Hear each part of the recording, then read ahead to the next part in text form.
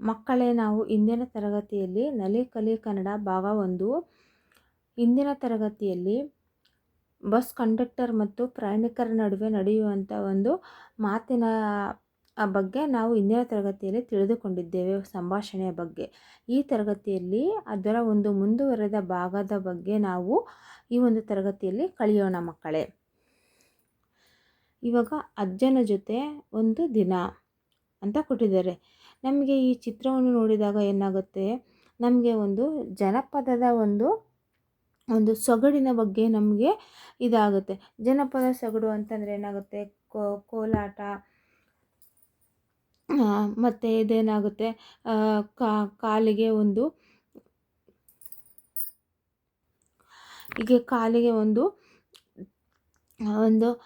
ಕಾಲಿಗೆ ಮರವನ್ನು ಕಟ್ಟಿಕೊಂಡು ಕುಣಿಯುವ ಆಟವನ್ನು ನಾವೇನಂತೀವಿ, ಮರಕಾಲು ಕುಣಿತದ ಆಟ ಅಂತ ಕರಿತೀವಿ. ನಾವು ಈ ತರಗತಿಯಲ್ಲಿ ನಾವು ಏನು ಮಾಡ್ತೀವಿ, ಮರಕಾಲು ಕುಣಿತದ ಒಂದು ಜನಪದ ಒಂದು ದೃಶ್ಯದ ಬಗ್ಗೆ ನಾವು ಇಲ್ಲಿ ಸಂಭಾಷಣೆಯನ್ನು ನೋಡೋಣ ಮಕ್ಕಳೇ. ಗೀತ: ತಾತ, ಈ ವೇಷಧಾರಿಗಳ ಕುಣಿತ ನೋಡಲು ಎಂತಹ ಚೆಂದ. ಏನಾಗುತ್ತೆ, ಇಲ್ಲಿ ಗೀತ ಏನು ಮಾಡ್ತಾಳೆ, ತಾತ ಮತ್ತು ಗೀತರ ನಡುವೆ ಮತ್ತು ಸುರೇಶರ ನಡುವೆ ನಡೆಯುವಂಥ ಸಂಭಾಷಣೆಯನ್ನು ಇಲ್ಲಿ ಏನು ಮಾಡಿದ್ದಾರೆ, ವಿವರವಾಗಿ ತಿಳಿಸಲಾಗಿದೆ.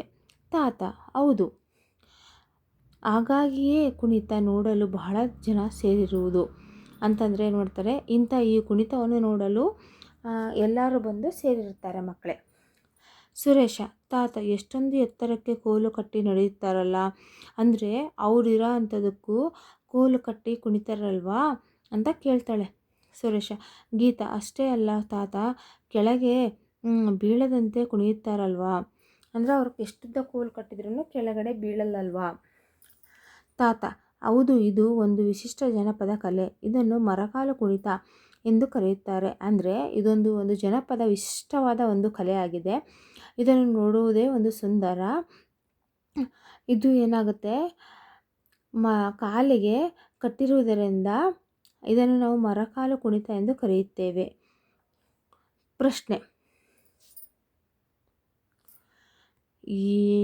ಯಾರ ನಡುವೆ ಈ ಸಂಭಾಷಣೆ ನಡೆಯುತ್ತಿದೆ ಅಂತಂದರೆ, ಇಲ್ಲಿ ನಾವು ನೋಡಿದ್ವಲ್ಲ ಸಂಭಾಷಣೆಯಲ್ಲಿ, ಗೀತಾ, ತಾತ ಮತ್ತು ಸುರೇಶರ ನಡುವೆ ಸಂಭಾಷಣೆ ನಡೆಯುತ್ತಿದೆ.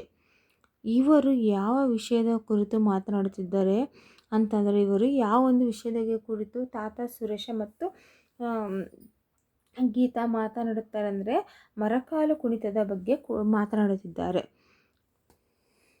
ಈ ಸಂಭಾಷಣೆಯಲ್ಲಿ ನಿಮ್ಮದೇ ಮಾತುಗಳಲ್ಲಿ ಹೇಳಿ ಅಂತ ಹೇಳಿದ್ದಾರೆ. ಅದೇ ರೀತಿಯಲ್ಲಿ ಈ ತರಹದ ಇತರೆ ವೇಷಧಾರಿ ಕುಣಿತಗಳ ಬಗ್ಗೆ ನಿಮ್ಮ ಸ್ನೇಹಿತರಿಗೆ ಅಥವಾ ಹಿರಿಯರೊಂದಿಗೆ ಚರ್ಚಿಸಿ ಅಂತ ಕೊಟ್ಟಿದ್ದಾರೆ. ನಾವು ಈ ಥರ ಒಂದು ವಿಷಯಗಳನ್ನು ಕುರಿತು ಜನಪದವಾದ ಒಂದು ದೃಶ್ಯಗಳ ಬಗ್ಗೆ ನಮಗೆ ಗೊತ್ತಿರುವಂಥ ಒಂದು ಹಿರಿಯರ ಜೊತೆ ಕುರಿತು ಮಾತನಾಡಬೇಕು. ಅವ್ರ ಬಗ್ಗೆ ಯಾವ ರೀತಿ ಇರುತ್ತೆ ಅಂತ ಜನಪದ ಕಲೆಯ ಬಗ್ಗೆ ತಿಳಿದುಕೊಳ್ಳಬೇಕು ಮಕ್ಕಳೇ ಅನ್ನೋದ್ರ ಬಗ್ಗೆ ಹೇಳಿದ್ದಾರೆ. ಇಲ್ಲೇನು ಮಾಡಿದ್ದಾರೆ, ಮಾತಿನ ಮಂಟಪ, ಕೈಗೊಂಬೆ ಅಥವಾ ಪಪೇಟ್ ಬಳಸಿ ಶಿಕ್ಷಕರ ಸಹಾಯದಿಂದ ಈ ಸಂಭಾಷಣೆಯಲ್ಲಿ ತೊಡಗೋಣ. ನೀಡಿದ ಸ್ಥಳಗಳಲ್ಲಿ ನಮ್ಮದೇ ಸಂಭಾಷಣೆಯನ್ನು ಊಹಿಸಿ ಹೇಳೋಣ ಅಂತ ಕೊಟ್ಟಿದ್ದಾರೆ. ಇಲ್ಲಿ ರಾಜು ಏಕೆ ತಡ ಮಾಡಿದೆ ಅಂತ ಕ್ವಶನ್ ಕೇಳ್ತಾರೆ. ಅದೇ ರೀತಿ ಚುಟುಕಿ: ನಾನು ಬರುವಾಗ ದಾರಿಯಲ್ಲಿರುವಂಥ ಮರದ ಮೇಲೆ ಒಂದು ಸುಂದರವಾದ ಹಕ್ಕಿ ಇತ್ತು, ಅದನ್ನು ನೋಡುತ್ತಾ ನಿಂತಿದ್ದೆ, ಅದಕ್ಕೆ ತಡವಾಯಿತು. ಸರಿ.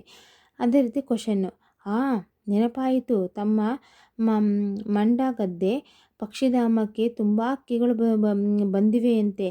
ಅಂದರೆ ಮಂದಗದ್ದೆಗೆ ತುಂಬ ಪಕ್ಷಿಗಳು ಬಂದಿವೆಯಂತೆ ಅಂತ ಹೇಳ್ತಾರೆ. ಅದೇ ರೀತಿಯಲ್ಲಿ ಹಾಗಾದರೆ ಇವತ್ತು ಪಕ್ಷಿಧಾಮ ನೋಡಲು ಹೋಗೋಣ ಅಂತಂದರೆ ಇಲ್ಲೇನಾಗಿದೆ, ಸಂಭಾಷಣೆಯಲ್ಲಿ ನಡೆಯುತ್ತೆ ಮಕ್ಕಳೇ. ಸರಿ, ಹೋಗೋಣ ಪಕ್ಷಿಧಾಮಕ್ಕೆ, ಇಲ್ಲಿಂದ 4 ಕಿಲೋಮೀಟರ್ ಅಲ್ವಾ ಅಂತ ಹೇಳ್ತಾರೆ. ಅದೇ ರೀತಿಯಲ್ಲಿ ಬಸ್ಸು ಬಂತು ನೋಡು, ನಡಿ ಬೇಗ ಹೋಗು ಬರೋಣ, ಇಲ್ಲಿ ನಿಧಾನವಾಗಿ ಹತ್ತು ಅಂತ ಹೇಳ್ತಾರೆ. ಅದೇ ರೀತಿಯಲ್ಲಿ ನಿಧಾನವಾಗಿ ಹತ್ತು. ಅದೇ ರೀತಿಯಲ್ಲಿ ಕಂಡಕ್ಟರ್ ಹತ್ತಿರ ಟಿಕೆಟ್ ಕೇಳಿದಡ ಕಂಡಕ್ಟರ್ ಹತ್ರ ಟಿಕೆಟನ್ನು ಕೇಳಿ ಪಡೆ ಅಂತ ಹೇಳ್ತಾರೆ. ಅದೇ ರೀತಿಯಲ್ಲಿ ಮಂಡಗದ್ದೆ ಬಂತು, ಅಲ್ಲಿ ನೋಡು ಸೂಚನಾ ಫಲಕ ಕಾಣ್ತಾ ಇದೆಯಾ ಅಂತಂದರೆ ಏನಾಗುತ್ತೆ, ಇಲ್ಲಿ ಸಂಭಾಷಣೆ ನಡೀತಿದೆ. ನಿಧಾನವಾಗಿ ಬಸ್ಸು ಅಂತ ಹೇಳ್ತಾರೆ. ಅದೇ ರೀತಿ ಕಂಡಕ್ಟರ್ ಹತ್ತಿರ ಟಿಕೆಟನ್ನು ಕೇಳಿ ಪಡೆ ಅಂತ ಆಗುತ್ತೆ. ಅದೇ ನಂತರ ಮಂದಗದ್ದೆ ಬಂದ ನಂತರ ಏನಾಗುತ್ತೆ, ಅಲ್ಲಿ ಒಂದು ಸೂಚನಾ ಫಲಕ, ಪ್ರತಿ ಊರಿಗೂ ಒಂದೊಂದು ಸೂಚನಾ ಫಲಕವನ್ನು ಅಳವಡಿಸುತ್ತಾರೆ. ಅಲ್ಲಿ ಸೂಚನಾ ಫಲಕ ಕಾಣ್ತಾ ಇದೆಯಾ ಅಂತ ಕೇಳ್ತಾರೆ. ಈ ರೀತಿ ಸಂಭಾಷಣೆ ನಡೆಯುತ್ತೆ ಮಕ್ಕಳೇ. ನೆಕ್ಸ್ಟು ಮಾತಿನ ಮಂಟಪ. ಹಾಂ, ಇದರಲ್ಲಿ ಇರುವಂಥ ಅಕ್ಕಿಯನ್ನೇ ನಾನು ನೋಡಿದ್ದು. ಇದು ತುಪ್ಪಳ ಹಕ್ಕಿ. ನಡಿ ಒಳಗೆ ಹೋಗೋಣ. ಮಂಡಗದ್ದೆ ಪಕ್ಷಿಧಾಮ ವೀಕ್ಷಣಾ ಸಮಯ ಬೆಳಗ್ಗೆ 6ರಿಂದ ಸಾಯಂಕಾಲ 6 ಗಂಟೆಯವರೆಗೆ. ಅವಧಿ ಜೂನರಿಂದ ನವಂಬರ್ ಅಂತ ಕೊಟ್ಟಿರ್ತಾರೆ. ಅದೇ ರೀತಿ 6 ಗಂಟೆ ಒಳಗೆ ವಾಪಸ್ ಬರಬೇಕು, ಬೇಗ ನಡೆ. ಬನ್ನಿ ಮಕ್ಕಳೇ, ಒಳಗಡೆ ಯಾರೂ ಮಾತನಾಡದೆ ಸುಮ್ಮನೆ ನೋಡಬೇಕು ಅಂತಂದರೆ ಏನು ಮಾಡ್ತಾರೆ, ಒಳಗಡೆ ಹೋದಾಗ ಯಾರೂ ಮಾತನಾಡಬಾರ್ದು, ಸುಮ್ಮನೆ ನೋಡಬೇಕು ಅಂತ ಹೇಳ್ತಾರೆ. ಹೀಗೆ ಮುಂದೆ ನೇರವಾಗಿ ಸಾಗಿ ಬಲಕ್ಕೆ ತಿರುಗಿದರೆ ಕೆಲವೊಂದು ನವಿಲುಗಳು ಕಾಣುತ್ತವೆ. ಅಲ್ಲಿ ಹೋದ ತಕ್ಷಣ ನಮಗೇನಾಗುತ್ತವೆ, ನವಿಲುಗಳು ಕಾಣ್ತವೆ. ಅಲ್ಲಿಂದ ಸ್ವಲ್ಪ ಮುಂದೆ ಹೋದರೆ ಕೆರೆ ಸಿಗುತ್ತೆ. ನವಿಲುಗಳು, ಕೆರೆ, ಅಲ್ಲೇ ಕೆರೆಯಲ್ಲಿರುವಂಥ ಮರಗಳ ಮೇಲೆ ಹಕ್ಕಿಗಳು ಸಹ ಇರುವುದನ್ನು ನಾವು ಕಾಣಬಹುದು ಪಕ್ಷಿಧಾಮದಲ್ಲಿ. ಈ ರೀತಿಯಂಥ ಬಣ್ಣ ಬಣ್ಣದ ರೀತಿಯ ಪಕ್ಷಿಗಳನ್ನು ನಾವು ಪಕ್ಷಿಗಳನ್ನು ನಾವು ನೋಡಿರಲಿಲ್ಲ. ಅದೇ ರೀತಿ ಈ ಸುಂದರ ಪಕ್ಷಿಗಳನ್ನು ನೋಡಿ ನನಗೆ ತುಂಬ ಖುಷಿಯಾಗುತ್ತಿದೆ ಎಂತೇನಾಗುತ್ತೆ, ಮಾತಾಡ್ಕೊತಾರೆ. ಈ ತುಪ್ಪಳ ಹಕ್ಕಿ, ಸಮುದ್ರದಲ್ಲಿರುವಂಥ ಬಿಳಿ ಕೊಕ್ಕರೆ, ಇವು ಎಲ್ಲಿಗೆ ವಲಸೆ ಬರುತ್ತವೆ. ಈ ಹಕ್ಕಿಗಳು ಜೂನರಿಂದ ನವಂಬರ್ನಲ್ಲಿ ಮಾತ್ರ ಇರುತ್ತವೆ. ಇವು ಇಲ್ಲಿಗೆ ಮೊಟ್ಟೆ ಇಟ್ಟು ಮರಿ ಮಾಡಲು ಬರುತ್ತವೆ. ಇದರ ಮುಖ್ಯ ಆಹಾರ ಮೀನು. ಅಂತಂದರೆ ನಮಗೆ ತುಪ್ಪಳ ಹಕ್ಕಿ ಏನಾಗುತ್ತದೆ, ಬೆಳ್ಳಿಗೆ ಇರುವಂಥ ಬಿಳಿ ಕೊಕ್ಕರೆಗಳನ್ನು ನಾವು ಎಂತ ಕರಿತೀವಿ, ಅವಕ್ಕೆ ಮುಖ್ಯ ಆಹಾರ ಏನಾಗುತ್ತದೆ, ಅವಕ್ಕೆ ಮೀನಾಗಿರುತ್ತವೆ. ಅವು ವಲಸೆ ಬರುತ್ತವೆ. ಯಾವಾಗ ಬರುತ್ತವೆ ಅಂತಂದರೆ ಜೂನಿನಿಂದ ನವಂಬರ್ನವರೆಗೆ ಮಾತ್ರ ಅವು ವಲಸೆ ಬರುತ್ತವೆ. ಅಂದ ಹಾಗೆ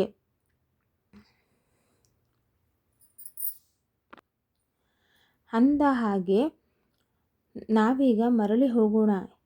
ಹೀಗೆ ನೇರವಾಗಿ ವಾಪಸ್ ಬಂದ ದಾರಿಯಲ್ಲೇ ಹೋದರೆ ನವಿಲುಗಳು ಸಿಗುತ್ತವೆ. ಅಲ್ಲೇ ಎಡಕ್ಕೆ ತಿರುಗಿ ಹಾಗೆ ಮುಂದೆ ಸಾಗಿದರೆ ಪ್ರವೇಶ ದ್ವಾರ ಸಿಗುತ್ತದೆ. ಅಲ್ಲಿಂದ ಬಸ್ ಹತ್ತಿ ಹೋಗೋಣ. ಈ ರೀತಿ ಒಂದು ಪಕ್ಷಿಧಾಮಕ್ಕೆ ಬಂದಾಗ ನವಿಲುಗಳು ಸಿಗ್ತವೆ, ಪಕ್ಷಿಗಳು ಸಿಗ್ತವೆ. ಈ ಸುಂದರವಾದ ಪಕ್ಷಿಗಳನ್ನು ನೋಡುತ್ತಾರೆ, ಮತ್ತು ಕೊಕ್ಕರೆಗಳನ್ನು ನೋಡುತ್ತಾರೆ. ಹೀಗೆ ಈ ಎಲ್ಲನೂ ನೋಡಿದಾಗ ಏನಾಗುತ್ತೆ, ನೆಕ್ಸ್ಟ್ ಅವರು ವಾಪಸ್ ಹೋಗ್ಬೇಕಂತ ಮಾತಾಡ್ತಾರೆ ಮಕ್ಕಳೇ. ಇಲ್ಲೇನು ಮಾಡಿದ್ದಾರೆ, ಕತೆ ಓದು, ಸಂಖ್ಯೆ ನೀಡು ಅಂತ ಕೊಟ್ಟಿದ್ದಾರೆ. ನಾವು ಕಥೆಯನ್ನು ಓದ್ಬಿಟ್ಟು ನಾವೇನು ಮಾಡೋದು, ಆರ್ಡ್ರ್ ವೈಸು ಬರೀಬೇಕು. ಅಮ್ಮ ಇಲ್ಲಿ. ದರ್ಜಿ ಅಣ್ಣ, ನಿಮ್ಮ ಹತ್ತಿರ ಇರುವಂಥ ಕತ್ತರಿಯಿಂದ ಇವನ ಬಾಲಗಳನ್ನು ಕತ್ತರಿಸುತ್ತೀರಾ ಅಂತ ಕೇಳ್ತಾರೆ. ಮರಿ ಇಲಿ. ಅಮ್ಮ ಒಂದು ಬಾಲ ಬಿಟ್ಟು ಉಳಿದ ಬಾಲ ಕತ್ತರಿಸಲು ಹೇಳಿ, ನಾನು ಅವರಂತೆ ಕಾಣಬೇಕು ಅಂತ ಹೇಳುತ್ತೆ. ದರ್ಜಿ ಇಲಿ, ಹೌದಾ, ನೋವಾಗುತ್ತದೆ, ತಾಳಬೇಕು ಅಂತ ಹೇಳ್ತಾರೆ. ಮರಿ ಇಲಿ, ಅಮ್ಮ ನನ್ನ ಬಾಲ ಉದ್ದವಿದೆ ಎಂದು ತಮಾಷೆ ಮಾಡುತ್ತಾರೆ ನೋಡಮ್ಮ. ಅಮ್ಮ ಇಲಿ, ಹಾಗಾದರೆ ಮತ್ತೆ ದರ್ಜಿ ಹತ್ತಿರ ಹೋಗಿ ಬಾಲವನ್ನು ಚಿಕ್ಕದು ಮಾಡಿಸಿಕೊಂಡು ಬಾ ಹೋಗು ಅಂತ ಏನಾಗುತ್ತೆ, ಮರಿ ಇಲಿ ಮತ್ತು ಅಮ್ಮ ಇಲಿ ಒಂದು ಸಂಭಾಷಣೆ ನಾವು ನೋಡ್ತೇವೆ. ಅದೇ ರೀತಿ ಗೆಳೆಯ ಒಂದು, ಇಲ್ಲಿ ನೋಡು ಅಬ್ಬಾ, ಎಷ್ಟೊಂದು ಬಾಲಗಳಿವೆ. ಗೆಳೆಯ 2, 1 2 3 4 5 6 7 ಬಾಲಗಳಿವೆ. ಅದೇ ಗೆಳೆಯ 3, ಆಹಾ, ಎಷ್ಟು ನಯವಾಗಿವೆ. ಅದೇ ಗೆಳೆಯ 4, ನಾವೆಲ್ಲ ಬಾಲ ಹಿಡಿದು ಜೋತಾಡೋಣವೇ. ಇಲ್ಲೇನಾಗಿದೆ, ನಾವೆಲ್ಲ ಬಾಳೆ ಹಿಡಿದು ಜೋತಾಡೋಣವೇ. ಅದೇ ರೀತಿಯಲ್ಲಿ ಮರೀಲಿ, ದರ್ಜಿ ಮಾಮ ನಿಮ್ಮ ಹತ್ತಿರ ಇರುವಂಥ ಕತ್ತರಿಯಿಂದ ನನ್ನ ಬಾಲವನ್ನು ಚಿಕ್ಕದು ಮಾಡುತ್ತೀರಾ ಅಂತ ಕೇಳುತ್ತೆ. ದರ್ಜಿ ಇಲ್ಲಿ, ಹೌದಾ, ಸರಿ ಬಾ, ಹಾಗಾದರೆ ಈಗಲೇ ಮಾಡ್ತೀನಿ ಇರು. ಮರೀಲಿ, ಅಮ್ಮ ಶಾಲೆಯಲ್ಲಿ ಎಲ್ಲರೂ ನನ್ನ ಬಾಲಗಳನ್ನು ನೋಡಿ ನಗುತ್ತಾರೆ. ಅಮ್ಮ ಇಲಿ, ಪುಟ್ಟ, ಹಾಗಾದರೆ ನಿನ್ನ ಬಾಲಗಳನ್ನು ದರ್ಜಿ ಹತ್ತಿರ ಹೋಗಿ ಕತ್ತರಿಸೋಣವೇ. ಮರೀಲಿ, ಅಮ್ಮ ಶಾಲೆಯಲ್ಲಿ ಎಲ್ಲರೂ ನನ್ನ ಬಾಲಗಳನ್ನು ನೋಡಿ ನಗುತ್ತಾರೆ.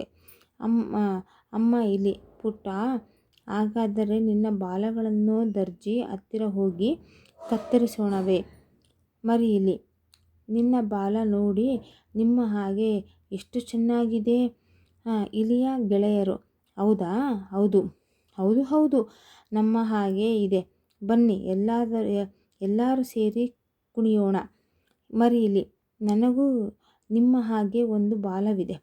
ಇಲಿಯ ಗೆಳೆಯರು, ಉದ್ದ ಬಾಲದವ ಬಂದ.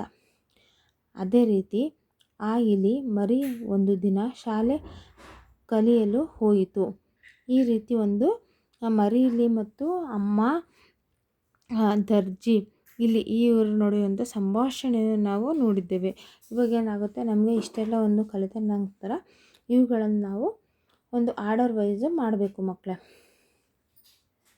ಇದು ಒಂದು ಫಸ್ಟ್ನೇದು. ಇಲ್ಲಿ ಮರಿ ಇಲ್ಲಿ ಒಂದು ದಿನ ಶಾಲೆಗೆ ಕಲಿಯಲು ಹೋಯಿತು, ಇದು ಫಸ್ಟ್ನೇದು. ಆಯಿತಾ. ಈ ಥರ 1, 5, 8, 3, 7, 2, 2, 6, 4 ಈ ರೀತಿ ನಾವು ಆರ್ಡರ್ ವೈಸು ಜೋಡಿಸ್ಬೇಕು ಸಂಭಾಷಣೆಯನ್ನು. ಇವಾಗ ಏನಾಗುತ್ತೆ, ಚಿತ್ರ ನೋಡಿ ಮಾತನಾಡು ಅಂತ ಕೊಟ್ಟಿದ್ದಾರೆ. ಇಲ್ಲಿ ಕೊಟ್ಟಿರುವಂಥ ಈ ದೃಶ್ಯಗಳನ್ನು ನೋಡಿ ಇಬ್ಬರು ಈ ಒಂದು ಚಿತ್ರವನ್ನು ಗಮನಿಸಿ ನಾವು ಇಲ್ಲಿ ಬರಿಬೇಕು ಮಕ್ಕಳೇ. ಇಲ್ಲಿ ಇಬ್ಬರು ಹುಡುಗಿಯರನ್ನು ಕೊಟ್ಟಿದ್ದಾರಲ್ಲ, ಇವರು ನೋಡಿದ ತಕ್ಷಣ ನಮಗೇನು ಅನಿಸುತ್ತೆ, ಇಬ್ಬರು ಗೆಳತಿಯರು ಮಾತನಾಡುತ್ತಾ ಶಾಲೆಗೆ ಹೋಗುತ್ತಿರುವುದನ್ನು ನಾವು ಗಮನಿಸುತ್ತೇವೆ. ಇಲ್ಲಿ ನೋಡಬೇಕು, ಬರಿಬೇಕು. ಅದೇ ರೀತಿಯಲ್ಲಿ ಈ ಒಂದು ಚಿತ್ರವನ್ನು ನೋಡಿದ ತಕ್ಷಣ ನಮಗೇನು ಅನಿಸುತ್ತೆ, ರಸ್ತೆಯಲ್ಲಿ ತಾತನಿಗೆ ಅಪಘಾತವಾಯಿತು. ಇಲ್ಲಿ ಏನಾಗಿದೆ, ಒಂದು ಆಕ್ಸಿಡೆಂಟ್ ಆಗಿದೆ ಅಲ್ಲ, ಅದನ್ನು ನೋಡಿ ಏನಾಗಿದೆ, ತಾತ ಬಿದ್ದಿರುವುದನ್ನು ನಾವು ಕಾಣುತ್ತೇವೆ ಮಕ್ಕಳೇ. ಅದನ್ನು ಬರಿಬೇಕು.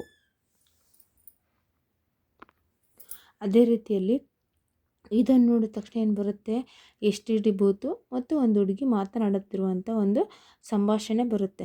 ಅವಾಗ ಏನಾಗುತ್ತೆ, ನಮಗೆ ತಕ್ಷಣ ಶಾಲಾ ವಿದ್ಯಾರ್ಥಿ ಅಪಘಾತವನ್ನು ನೋಡಿ ಗಾಬರಿಯಿಂದ ಆಂಬುಲೆನ್ಸನ್ನು ಕರೆ ಮಾಡಿದಳು. ಈ ರೀತಿ ಒಂದು ಬರೀಬೇಕು. ಆ ಹುಡುಗಿ ಏನು ಮಾಡಿದ್ಲು, ಹೇಳಿದ್ಲ ಬರಿಬೇಕು. ನೆಕ್ಸ್ಟು ಏನಾಯಿತು, ಆಂಬುಲೆನ್ಸಿಗೆ ಫೋನ್ ಮಾಡಿದ ತಕ್ಷಣ ಆಂಬುಲೆನ್ಸ್ ಎಂದು ತಾತನನ್ನು ಆಸ್ಪತ್ರೆಗೆ ಕರೆದುಕೊಂಡು ಹೋಗಿ ಚಿಕಿತ್ಸೆಯನ್ನು ಕೊಡಿಸಲಾಯಿತು. ಈ ರೀತಿ ಈ ದೃಶ್ಯಗಳನ್ನು ನೋಡಿದ ತಕ್ಷಣ ಇವಾಗ ಇಬ್ಬರು ಶಾಲೆಗೆ ಮಾತನಾಡ್ಕೊಳ್ತಾ ಹೋಗ್ತಾ ಇರ್ತಾರೆ. ಹೋಗ್ತಿರ್ಬೇಕಾದ್ರೆ ರಸ್ತೆಯಲ್ಲಿ ಏನಾಗುತ್ತೆ, ಒಂದು ತಾತನಿಗೆ ಒಂದು ಅಪಘಾತವಾಗಿರೋ ದೃಶ್ಯವನ್ನು ನೋಡ್ತಾರೆ. ಅದಾದ ತಕ್ಷಣ ಏನು ಮಾಡ್ತಾರೆ, ನೆಕ್ಸ್ಟ್ ಶಾಲಾ ವಿದ್ಯಾರ್ಥಿ ಒಂದು STD ಬೂತಿನಿಂದ ಆಂಬುಲೆನ್ಸ್ಗೆ ಫೋನ್ ಮಾಡ್ತಾರೆ. ಆವಾಗ ನೆಕ್ಸ್ಟ್ ಏನಾಗುತ್ತೆ, ಆಂಬುಲೆನ್ಸಿಗೆ ಫೋನ್ ಮಾಡಿದ ತಕ್ಷಣ ಆಂಬುಲೆನ್ಸ್ ಬಂದು ಆ ತಾತನನ್ನು ಆಸ್ಪತ್ರೆಗೆ ಕರೆದುಕೊಂಡು ಹೋಗಿ ಚಿಕಿತ್ಸೆಯನ್ನು ಕೊಡಿಸುವುದನ್ನು ನಾವು ಈ ದೃಶ್ಯದಲ್ಲಿ ನಾವು ನೋಡುತ್ತೇವೆ ಮಕ್ಕಳೇ. ನಿಮಗೆ ಈ ತರಗತಿಯಲ್ಲಿ ಈ ಕ್ಲಾಸ್ ನಿಮಗೆ ಇಷ್ಟವಾದಲ್ಲಿ ಕನ್ನಡ ಫಾರ್ ಲಿಟಲ್ ಸ್ಟಾರ್ಸನ್ನು ಲೈಕ್ ಮಾಡಿ, ಶೇರ್ ಮಾಡಿ, ಮೇಲೆ ಕಾಣುವಂಥ ಬೆಲ್ ಐಕಾನನ್ನು ತಪ್ಪದೇ ಪ್ರೆಸ್ ಮಾಡಿ ಪ್ಲೀಸ್. ಧನ್ಯವಾದಗಳು.